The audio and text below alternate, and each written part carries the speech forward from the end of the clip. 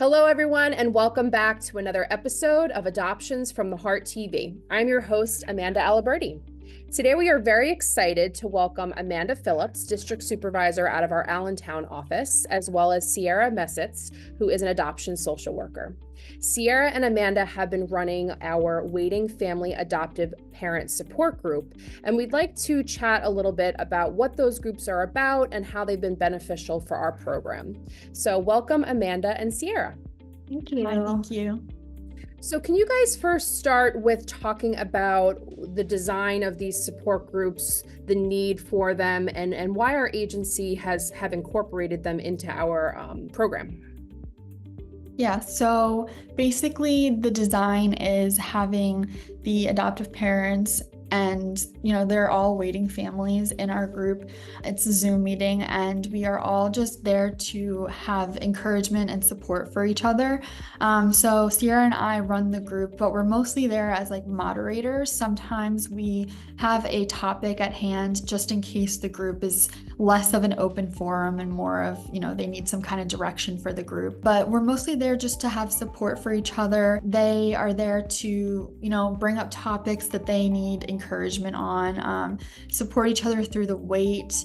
I don't know if you have anything. Yeah, so we do two different types of forums for the Waiting Family Support Group. We more focus it on, we have an open forum style, but we more focus on a topic with the Waiting Family Support Groups, whether that be covering, struggling during the wait.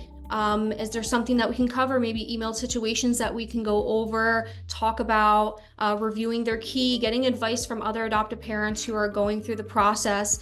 And then the single parent support group, we've focused it more on an open forum style where they just really run with it and they support each other and they talk about topics and they provide support and the single parent support group is focused on all single parents. So any part of the process that they may be in.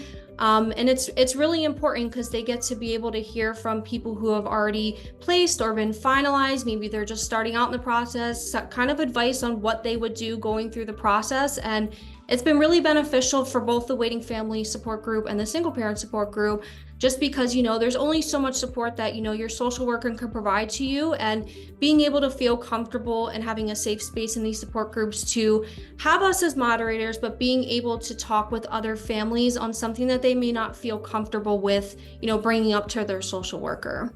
Sure.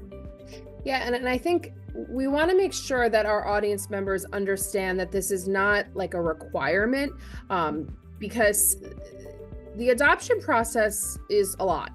There's a lot of moving pieces, especially at the beginning portion before you become active in our program. A lot of required educational classes and trainings. But this is something that's really optional, but hopefully beneficial, because a lot of people, as you mentioned, Ciera, go through the waiting process, whether it's 6 months, a year, 2 years. And while they have communications with their social worker, this is a space designed specifically to kind of separate them and allow them to kind of connect together. Can you talk about what your experience has been in those groups and why you found it beneficial for families to participate? Yeah, so basically, I think that it's very beneficial because a lot of the families often realize while they're in the group that they have either forgotten or maybe just didn't pick up on certain things during their education process. And a lot of them may have been waiting for, 2 years and just, the process is long. So they have forgotten some things, which is totally fine. And we kind of bring things up during the group and remind them of these things, and it helps them, ask questions. And I think that's very helpful for them during the process. And they kind of bounce off of each other with their questions, and it brings up other topics. So at the end of the group, they're like, this is very helpful. And I think it's beneficial for all families to attend if they can. And like you said, it's not a requirement, but I think that it's very helpful for those that do come. Yeah. And I think it's important to be able to find other people who are in the adoption community. Like I said, we can only help them so much and provide them support, and being able to connect with other families who are at the same part of the process as you. Maybe they have gone through the education process together, maybe not, but being able to connect with others who are going through exactly what they're going through. And, they have their family, they have us at AFTH who are able to support them, but having that adoption community is probably the most important thing and really the main focus of our support groups, and bringing the people together, discussing the issues that they may be feeling that maybe they don't realize they're feeling, going through the entire process. Yeah. Something else I want to make mention of is that you both send out recaps of your support groups to the rest of the agency. And the reason we find that to be valuable is it allows us as staff to know what's going on with our clients. And you guys really put out there exactly what was talked about in a helpful way, so that we could maybe try to make some revisions in our communications with our clients, maybe even policy and procedure. I know that the single parent support group idea came out of the waiting family support group, right? Of families who said, I specifically would like a community where it's just singles. Talk about that and the ways you have seen Adoptions from the Heart improve based off of the feedback from those groups. Yeah, I think that it's very helpful because they make little suggestions or, little ideas in the group, and we can just take them and put them in our recaps. And whether it's just, little emails that we send here and there to the clients, or suggestions for our emailed situations, all different things that we can send out in our recaps to, just improve communication, or like you said, the single parent support group. All of these little things are just more beneficial for the clients. And hearing that in the waiting family support group or the single parent support group come from the clients is what makes it better, because it's directly from them and it's in the group. So, you're hearing it straight from them in the group. And I think that's just very helpful. It's almost kind of the opposite of what we do, where we send out the match reports to our families every month. It's almost like now we get to hear a report from our families of how things are going. And I can speak for myself as a social worker, seeing those emails, even though those may be topics that we've spoken about in the past, it's kind of a refresh for me of like, okay, Amanda, these things are going on. You got to work better with this. They're telling you that, this is happening. And it kind of helps me with my counseling and my support. So, know that your needs are being heard. We're trying our best to navigate how to help our families, specifically during the wait time.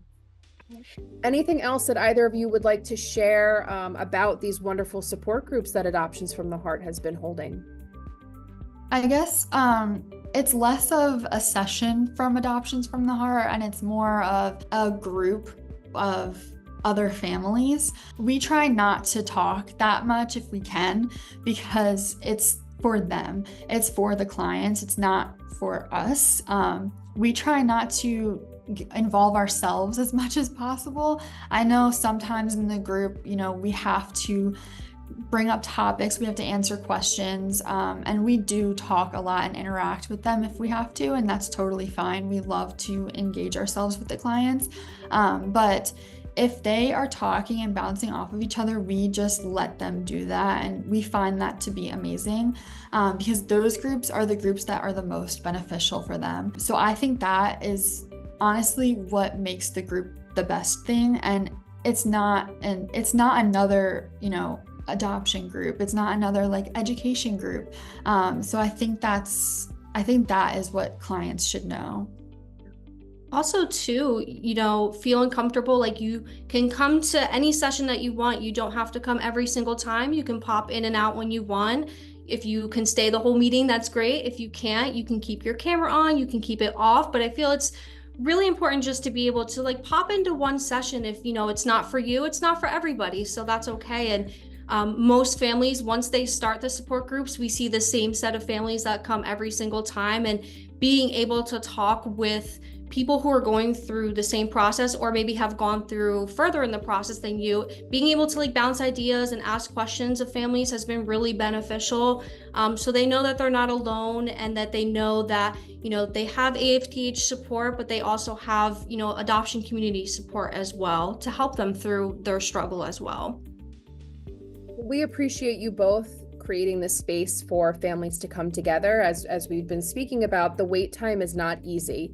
It's kind of the top tier of some of the frustrations or obstacles that families go through when they're building their family.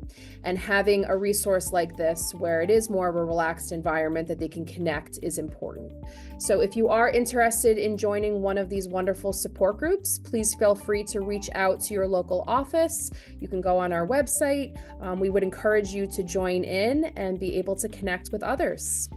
So thank you to Ciera and Amanda. We appreciate all your help and support, and please continue to tune in to future episodes.